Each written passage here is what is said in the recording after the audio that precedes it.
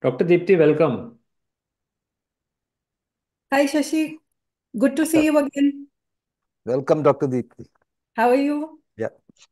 So you're meeting Anup Singh for the first time. So I'll just kick off the session. So welcome everyone to this second Metabolic Health Conference of India, where we are showcasing some of the experts in the metabolic front, especially in the metabolic low carb, ketogenic, or carnivore front, in the space of metabolic management. So it is diabetes, obesity, but this time it's focusing more on the mental health, neurological health, cancer, and of course, diabetes has always been integral part of it. So Anup Singh is here. So Anup Singh, please give introduction about D Life.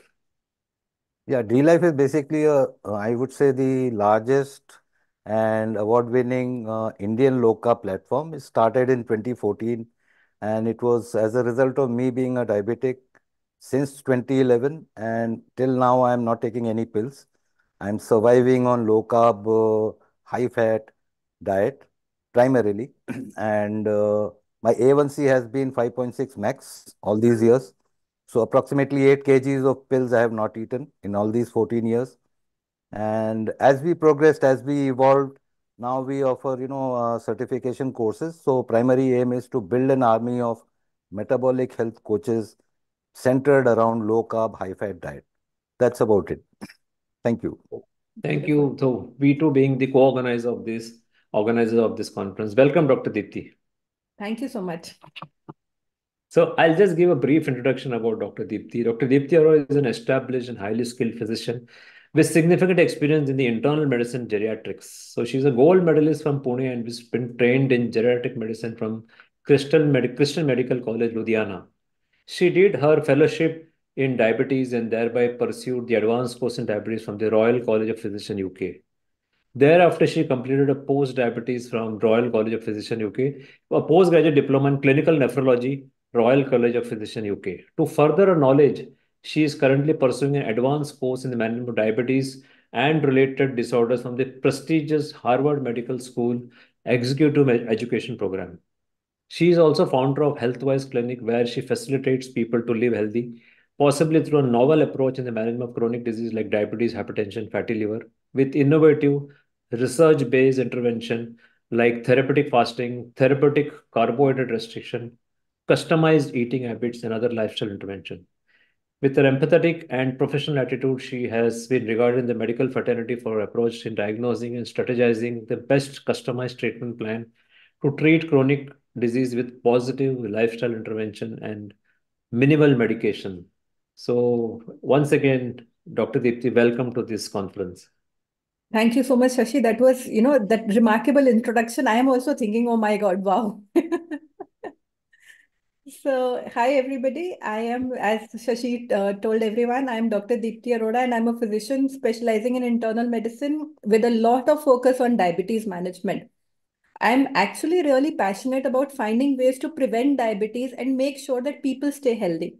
That might mean helping them to lose weight with various methodologies. The methodologies, once you have been hearing about in the 3 days of conferences, low carb and therapeutic carbohydrate restriction. So I do not, I would not ask somebody to refrain from using other strategies like losing weight. Some people who are very heavy, maybe 150 kilos patients I have, which we refer for bariatric surgery, and there are also weight loss medications which are being promoted these days.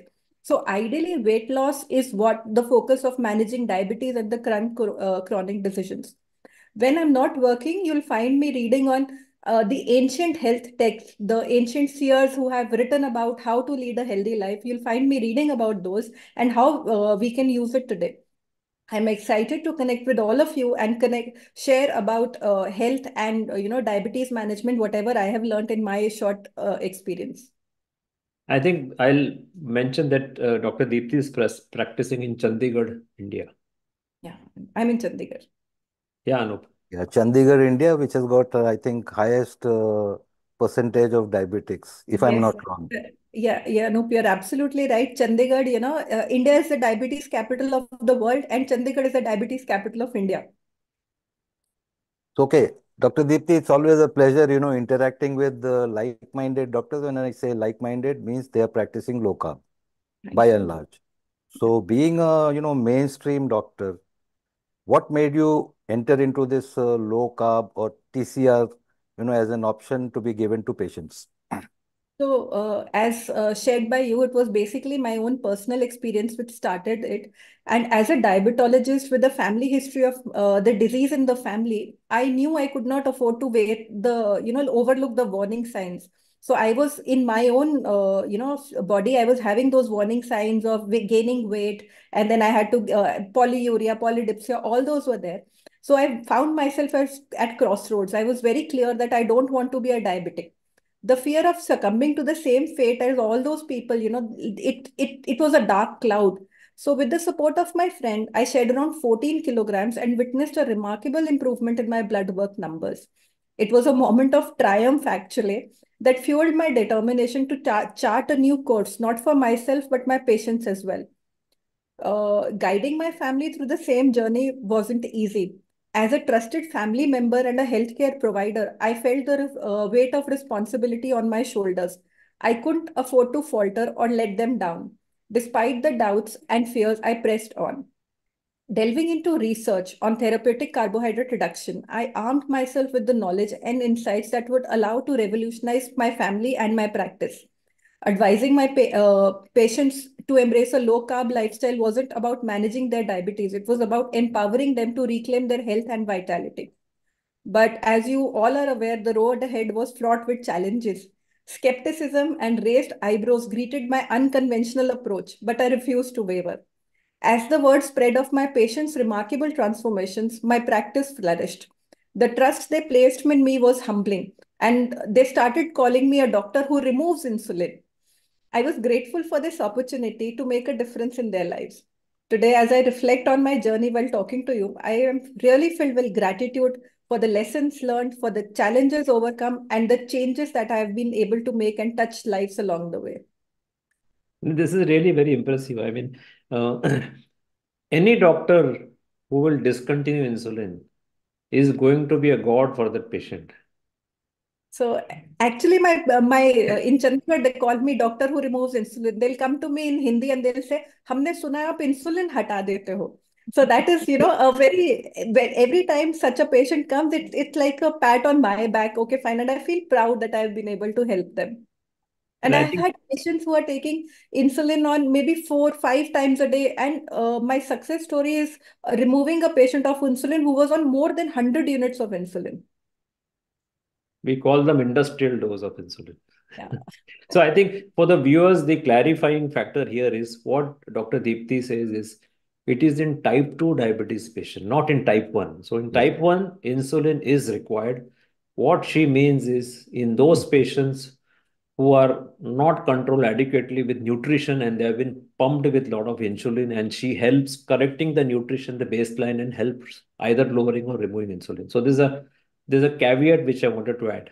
Yeah, thank you so much. Yes, type 1 diabetes is where your body is not, making insulin. So how I put it across to my patients is that when they make their sabzi or dal, whatever they're eating, if they forget to put salt, they add additional salt. So that is type 1. Body is not making insulin at all. Type 2 is a different opposite condition. It is hyperinsulinism. Body is making excessive salt. So when that salt in the dal is more, they have to put something to remove that salt. So that is how I explain to my patients. Very crucial point to touched upon very nicely that type 2 diabetes is the condition where we produce excess insulin. I Excess think insulin. this requires an underlining of it. Yeah. Now, doctor, what is wrong with the current system in the sense a lot of starchy foods are actually recommended? How harmful it is? What is the consequence of these, especially in the diabetes population when they eat a lot of starchy carbohydrates? Yeah. So mainstream recommendations they're not accepting low carb approach right away, but yes, changes are happening. However, I would also like to point out that mainstream has never focused on refined starches like white bread, white rice, sugary cereals. They also have always asked to consider the glycemic index of the starchy foods.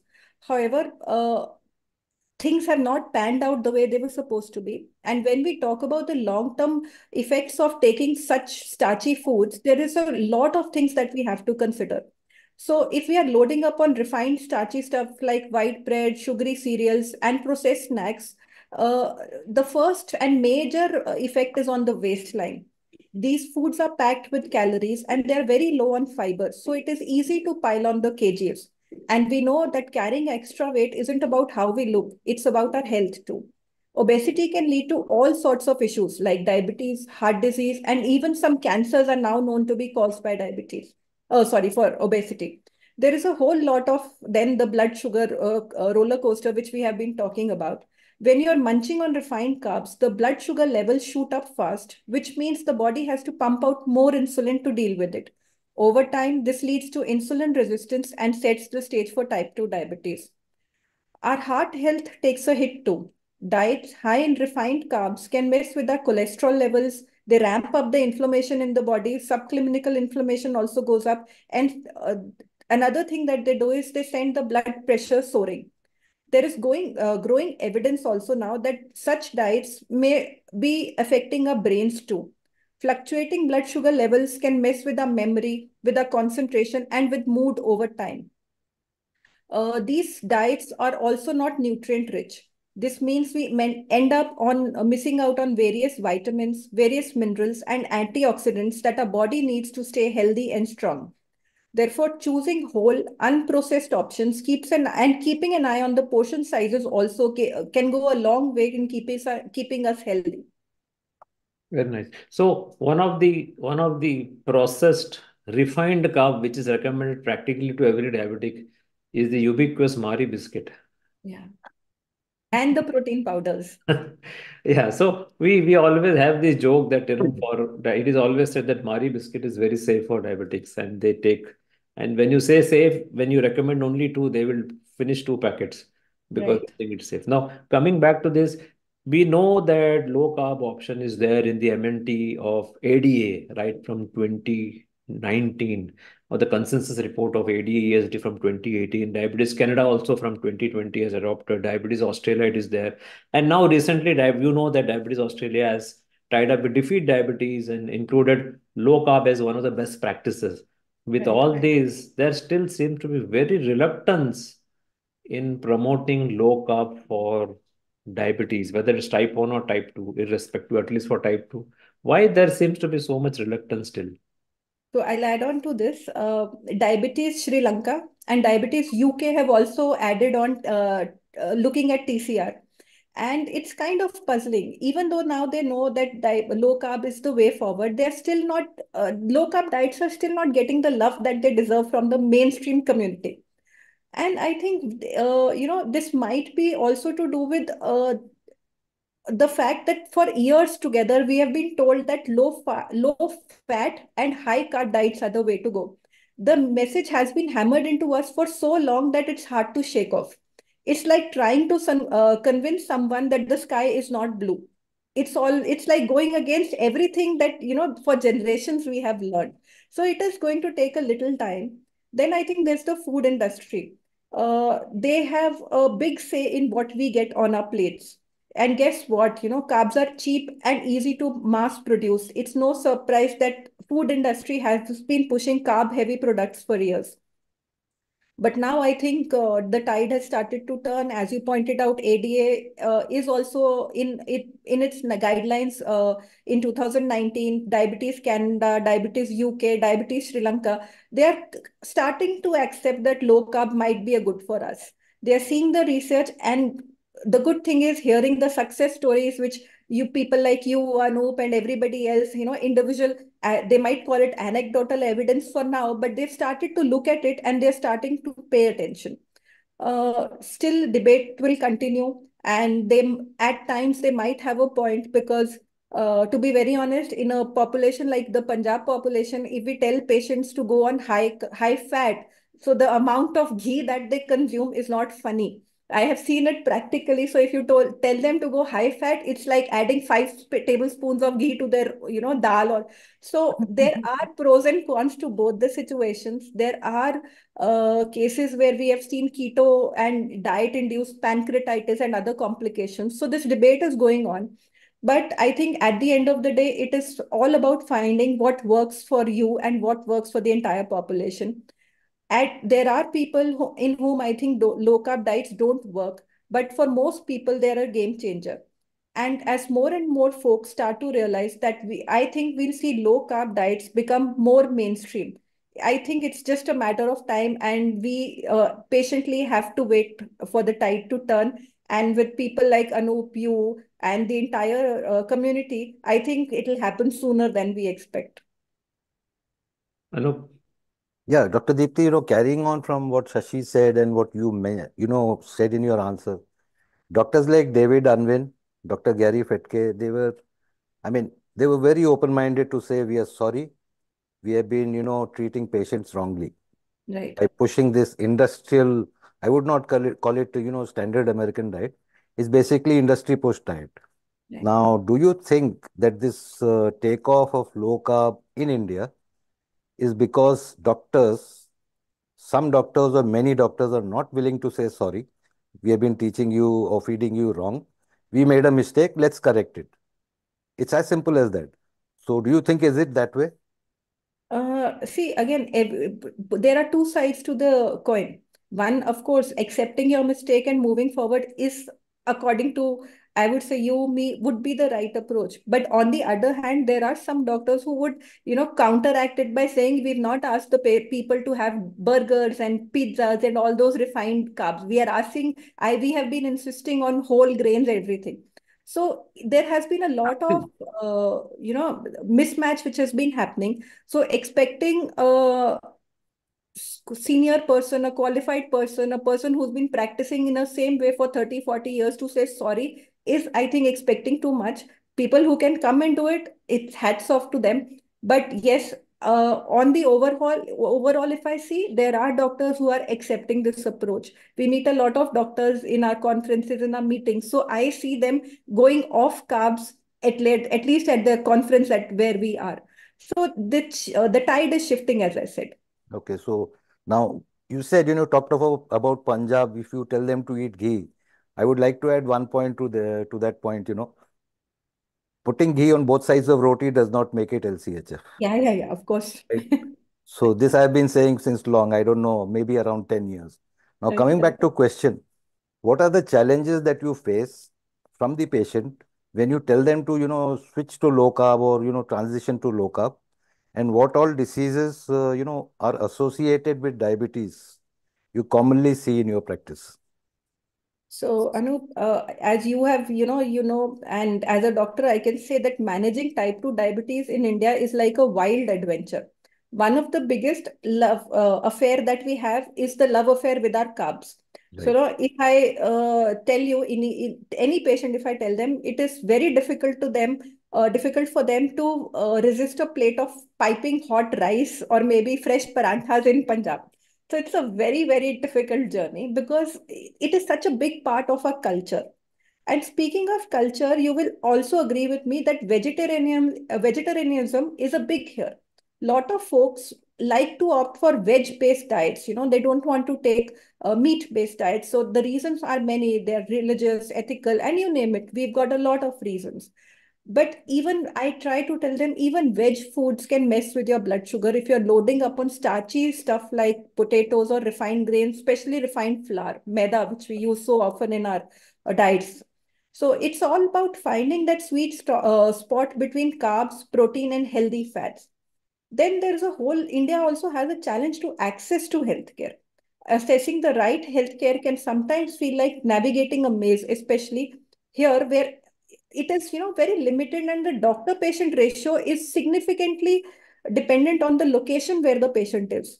So again, it is not about medication only, it is about having a reliable support system in place, which will help you navigate the complexity of managing diabetes. And we cannot ignore the lifestyle factors. With the pace of modern life, it is very easy to fall into sedentary habits and rely on convenience foods that are available at the health means at the easiest. It's super easy to get sucked into a vortex of Netflix binges and takeout dinners. But staying active and making smarter food choices, oh my God, that's a big challenge and a different ball game altogether. Encouraging people to stay active and make better food choices can be an uphill battle. And I see it every time, it is very difficult to ask them to move, especially in a city like Chandigarh, where we have ample parking. In a city like Delhi, people have to walk maybe to the metro to, they have to take the stairs. Chandigarh, ample parking is available. There is no need to walk. Even though there we have a lot of green areas, everything, people are reluctant. Then, as for the diseases which are associated with diabetes, there is a laundry list. Heart disease, high blood pressure, stroke are the big ones. And the next comes with is the major, now the upcoming epidemic, which is supposed to be, that's fatty liver, NAFLD, non-alcoholic fatty liver disease. Kidney disease is also another one. So then there comes neuropathy, which can cause numbness and tingling in your hands and feet. There are so many people who have that burning feet syndrome where they feel their feet are burning. Retinopathy, which can lead to vision loss if not caught on early. And apart from all this, let's not forget about the mental side effects of things.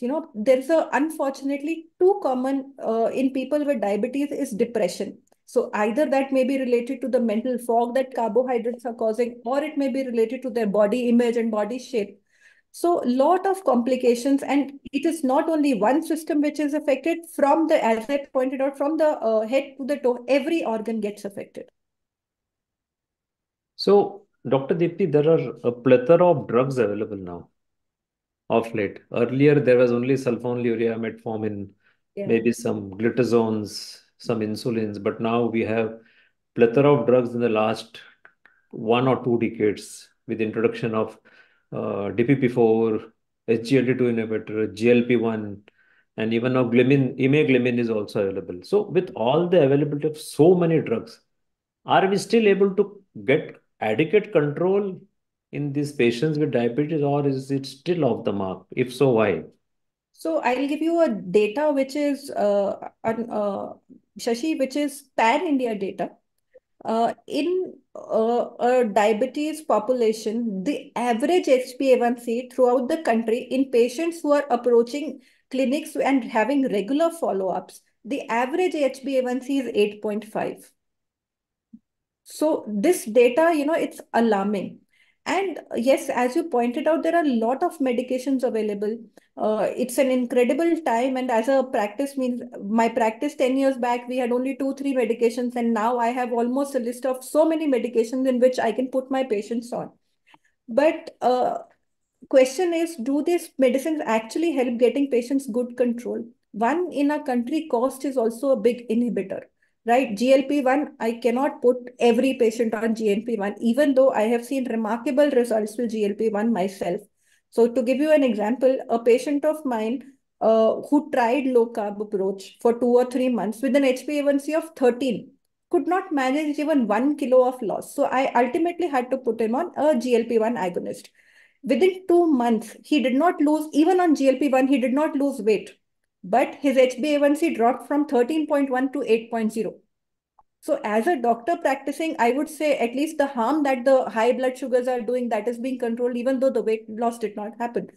So many of these medications work in, various ways to lower the blood sugar levels, help in weight reduction, and mitigate diabetes-related complications. When used appropriately and in conjunction with other lifestyle modification, they can help the patients go a long way in achieving their treatment goal. But when we combine medication with low carb approach, there is a right balance that we have to strike. Adopting a low carb approach enhances the efficacy of the medication and maybe even reduce the higher doses that we have to constantly put up the patients on. As all of you know, if a patient strictly follows a low carb diet, medications can be off. I have also done in so many of my patients. There are so many patients who are, maintaining remission for a long, long, long time. However, on the overall, that's only a 5 to 7% of the population who can stick to such a strict regime for the rest of their lives. Some or the other reason for the rest of the population, they want to go back to one bite of cake for their son's birthday, or one bite of prasad when they go to the religious temple or the Gurudwara. So ultimately, 95% requires some degree of medication. But that is also related to the duration of the diabetes that they've been having. In my own practice, I will recommend a low carb approach, and if the patient cannot deal with totally a low carb approach, I will often recommend a safer medications. Today, the SGLT2 inhibitors that you talked about are proven to be safe for the kidneys and for the heart. So I would do not shy away from using that. Some patients definitely with the long-standing diabetes benefit more from medication, while most people find success when they focus on intensive diet and lifestyle changes. It Ultimately, is very our aim interesting. is to empower these patients to take charge of their health. Now, whether it is medication or a low carb approach, or if I have to push them to at least work out, at least 30 minutes of work, 40 minutes of work, I try to do all that. Yeah. No. Yeah, I think you mentioned the average A1C was 8 point something, right? 8.5. Now, that's not surprising because whatever data that we have on community, there also we compiled, I think, for 50. The average is somewhere around that much when they started. But yes, we were targeting 5.6 max as the end target, because we don't believe in the term pre-diabetes, Right. because that's a misnomer or a cruel joke by industry on diabetics. Anyway, now you said you recommend medicines along with diet, and medicines, of course, in certain cases where diet alone fails. Yeah. Perfectly fine. So, with this approach, I would ask you how many of your patients, get down to 5.6 or maybe 6.5, as internationally it is called remission, sort of. So, as a percentage of total number of patients that you see. So, Anup, thank you for asking that question, because when we discuss the pan-India data, and when in my OPD, I use software which can compile all the data. So when we were talking about this pan-India data in the latest conference that it is 8.5, I analyzed my patients, how many patients were in remission and how many patients were, still off mark. So I would like to say, out of the younger population that I deal with, and younger population I would say is below the 60 age mark. So anywhere between 35 to 60, I have been able to get an average HbA1c of 6.0%. I have Okay. not calculated 5.6 per se, but at least, my aim has always been below 6.0. So it may be 5.9 or 5.6. I have not analyzed that. But yes, a lot of them are there. And in the older population, my benchmark is 7, because if they have been having diabetes for, let's say, about 30 years, for 20 years, there has been a degree of beta cell failure which has happened. So even if they lose weight, even if they go into remission for 3, 6, 9 months, maintaining a long-term remission for them, because at that age, at 70, 80, 85, I have patients, my youngest patient is 94-year-old diabetic. So at that age, asking them when they're finding, changing their cultural beliefs and not eating, so that's a little difficult for them. But at least if they're maintaining around 7, I'm very happy. So most of my patients, young patients, are in the range of below 6, and the elderly ones above 70 to 95 are below 7. I'm very happy with that. Yeah, that's perfectly fine because, as you Or- deal with older patients, they would say, "Abhi kitni zindagi bachi hai, kha lene do." Right? Right. This mentality comes in. Yeah, and somewhere in our country, cost of feeding them also impacts. Yes. You can't ask a 90-year-old who's depending on his family to have a high protein and eat twice a day. That cost has to be seen. The family dynamics has to be seen. The environment has to be seen. And so all that keeping into mind. So it is, I do not have a very stringent approach that this is what I want. 5.6 is the cutoff. No, I take it to each person's individualized and, environmental approach. I think it's remarkable. 6 on an average is Yes, very remarkable remarkable. and Thank you so much. unparalleled in many cases. With whatever approach you're approaching, a moderate approach with a safer pill, which may not cause hypo, and using all this good. So, one question I want to ask, one question it vexes everyone from a medical doctor point of view is, why is the incidence of diabetes rising in India? People say कि हम हमारा दादा नानी कहानी always comes, nana nani kahani, they were eating the same thing, why it is coming, what could be the reason from your perspective? Yeah, so like you said, Dada Dadis, first, definitely it is the genes. So one thing which I tell my patients is, if suppose my patient X, Mrs. X is a diabetic at 52 years, so I encourage them to control it at there and then, so that their next generation can say that there is no genetic influence in my family. Right. So that is my first point, that do not go for genetics. Genetics is there. It is 10%, 90% is your lifestyle. If you control your lifestyle, you will not pass on to your further. So don't do it for yourself, do it for the next generation. And we Indians, we have a genetic predisposition. We are thin fat Indians. We are not obese like the Americans. We will hardly see come across a patient who's 200 kgs. There, we are generally around the 90, 100 mark. So then there's a lifestyle. Now there is a lot of, at least in the urban areas, there's a lot more processed food, sugary drinks sitting around more than ever. Advertisements of those Sting and all those drinks, is there. And with this urbanization on the rise, the overall globalization happening, the westernization happening to our culture, we see a lot more people swapping home cooked fresh meals with convenient and Swiggy options. And the obesity epidemic is going to it's means difficult. It is, our culinary habits also play a big role. Like I said, Punjabis, you can't go tell them to have as much ghee as they want, because I've seen those meals, the ghee floating on their dals and sabzis. Not on, they'll say, we roti mein to nahi lagaya, as Anu pointed out, but dal and sabzi, it's floating. So the food is definitely, we are, as a generation, as a country, we are heavy on carbs more than, other option. And cost, as you were discussing in the previous section, carbs are cheaper. Most of our Indian population cannot afford the right kind of fat, the right kind of protein. So carbs are their go-to option. So that is why the incidence and the prevalence of diabetes is very high in our country.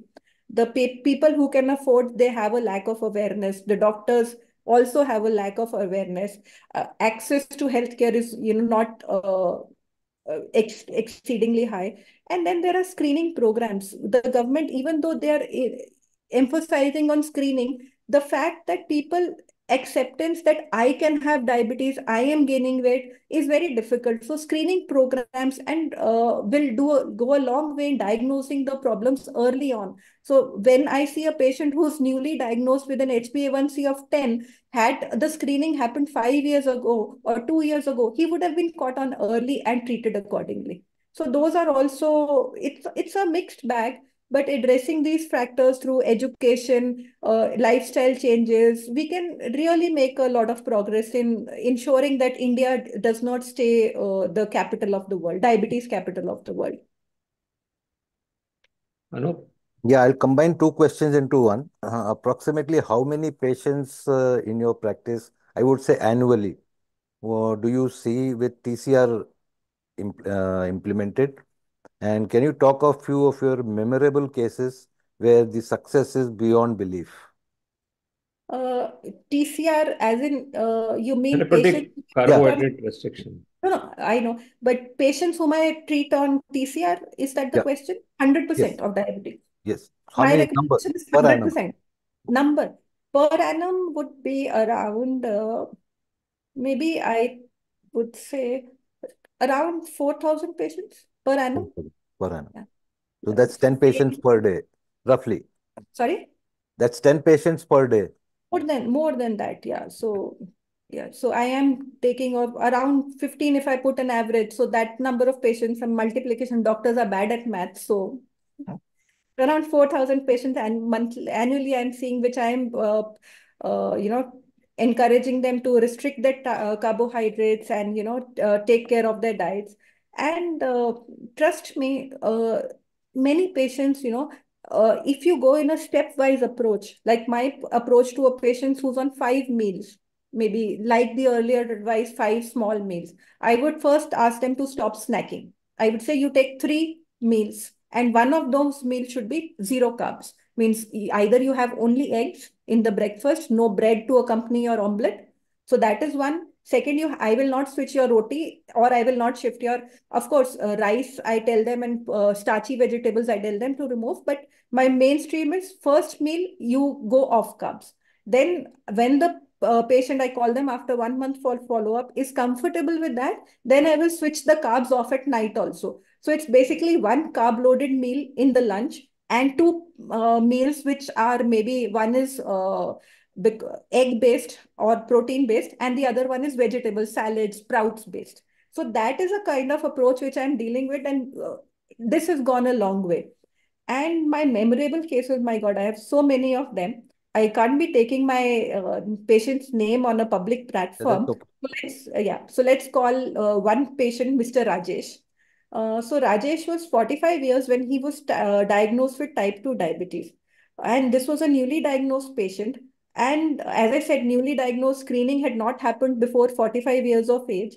His HbA1c was 10.9 and elevated triglycerides. So concerned about his health, he came to me and decided to take action. What we did was at that level, 10 plus HbA1c, I did not want to wait for the TCR and his habits to change and to kick in and then wait for 3 months and then see the change in his. So I put him on the SGLT2 inhibitor. So that SGLT2 would not let the high sugars cause a further organ damage. And also the discussion with him was that medicine will be only till the time he achieves remission. So with encouragement over a period of 2 months, he also, decided to make a change. He's adopted a total switch to a low carb diet, focusing on the good proteins and the healthy fats. He incorporated, luckily for me, he incorporated physical exercises, aiming for at least 45 minutes of exercise, which was sustainable for him in the long term. Over a period of 6 weeks, he was able to gradually reduce his medication. And he could afford, so we had put a CGM also. And his sugars were 98% of the time, they were time in range. So time in range that we call is 70 to 180, but my level of time in range is 70 to 150. So ideal, the recommendation is 70 to 180, but I tell my patients, your postprandial should not peak above 150. So he was able to be in time in range for almost 98% of that time. And after 3 months, his next HbA1c reading was 5.6. By sticking to this habits, and he also was committed to his health goals, he has now reversed his diabetes and he has been on no medication, what we call remission, for the last 3.5 years. He has been very active, and he has the only thing I told him was to get his weekly fasting sugars checked, so that we can, if it comes back, we can catch it early, and also to keep an eye on his waistline. So weekly waistline measurement has to be done for him. So those numbers he keeps in check. And apart from that, I don't think I've seen him for diabetes for the last 3.5 years. Another patient which has been a very memorable patient was basically my first patient. She, let's call her Priya. She was on 124 units of insulin. So she's a 52, when she came to me, she was a 52-year-old person, very scared about, and as a female, her scare was, I have to see my children get married and I have to see my grandchildren. So that was the motivation point for her. And slowly she started to incorporate low carb in her diet, total vegetarian, no protein, no meat, no egg. So that was a challenge, how to get her off insulin. So again, with her, working with her, I learned that, I can put her on, 2 meals. So I brought her down from 6 meals, snacking every time, Mary biscuits and all that. I brought her down to 2 meals, restricted her time window from, I told her that after she finishes her household work, from 11 o'clock to 6 o'clock, she can eat. Apart from that, she's only going to have water. So, and she also, very diligently cooperated with me.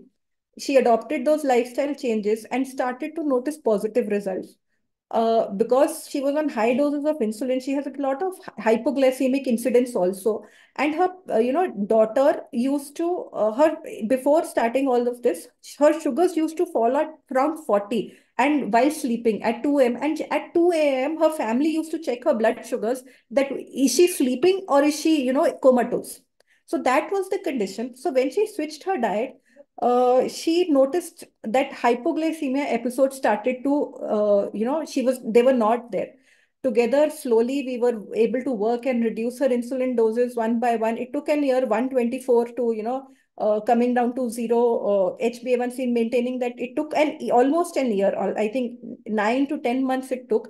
But even today, after I think 5 years, she continues to follow her low carb lifestyle, small eating window, restricted eating window, TRE as we call it. And she's very happy with her progress. So these patient journeys, I think, will highlight the lifestyle interventions that we need in managing diabetes and improving overall health outcomes. And that's very amazing. Uh, because you are one doctor who's combining the best of all, the best of medication and lower lows and the best of dietary practices. So whatever you are reaching where they are. Yeah. So my point is, see, everybody, you cannot put everybody in one same, we are, and like I tell my patients, God did not have a mold where he, put us, and all of us do not come with the same metabolic health. So it is a customized, individualized approach where I have to see low carb may not be sustainable for one because of the religious belief or the cost effective. So somewhere I have to, I am, that means I try to draw a balance where these patients, ultimately my aim is to have a diabetes complication free life. So diabetes is there, okay, fine, but maintain it around 6, have zero rate of complications. That is what I aim for. And when they overshoot that goal, when they stick to the lifestyle and come to me with a report of 5.6, trust me, I am the happiest person. Now, very important question. Did you ever face pushback or criticism? Oh, lot of it from my own colleagues, from lot of, so my worst criticism was somebody, a patient of mine, recommended his friend who's a surgeon to me. So that surgeon, I will not take the name of the surgeon, renowned surgeon in the city, 120 kilos approximately weight. And I started him on TCR. And his point was, I have to stand all day. I cannot I need between surgeries, I need to have a sandwich. So I counseled him. I worked with him for maybe around 6 months, tried my best what I could do. And then he went back to some other doctor who was practicing the conventional approach, and told him this all is all fad, it will not work. So I think that has been a disappointment coming from my own community, a person. But yes, there have been other doctors who have been my friends in my medical college who have been able to reverse their diabetes. So that's okay. Anup, since Yeah, we are just as coming to I the end said, almost, yeah. just as I said, to say sorry we were wrong, it takes a lot of courage, and that's unfortunately missing, at least in India. Let's hope that this changes for the future with doctors like you, providing evidence and ground up approach, because top down it won't work. So all the best and thank you for coming, and Thank you And so we'll have much for more. having me, one, for sharing my, one, yeah, want to yeah. ask you, what is your message to India through this platform? See, my message will be of empowerment and hope. I want to tell people you are in charge of your lives. Right. Diabetes is a significant health challenge with the rate of prevalence that we have, but it is not insurmountable. By coming together as a community, as both of you are doing commendable work, we need to teach people to embrace healthy lifestyle choices and prioritizing preventive health care and early intervention. And with all this, we can turn the tide against diabetes and its complications.